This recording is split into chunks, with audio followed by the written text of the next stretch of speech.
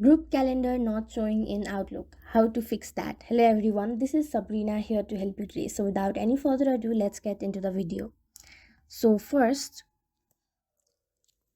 you have to make sure that you have the latest updated version of Outlook. Simply head over to your Google Play Store or Google and then search for Outlook.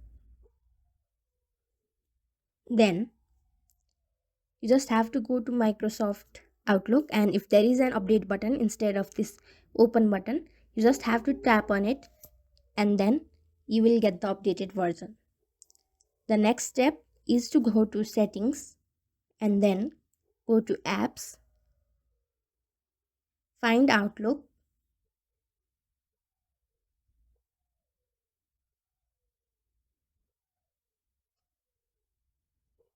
then tap on it. After that, go to its storage section, then tap on clear cache and clear data. So yeah, that's it. Thank you for watching this video. Make sure to like, share and subscribe to our YouTube channel. If you got any questions, comment them down and I'll catch you in the next one.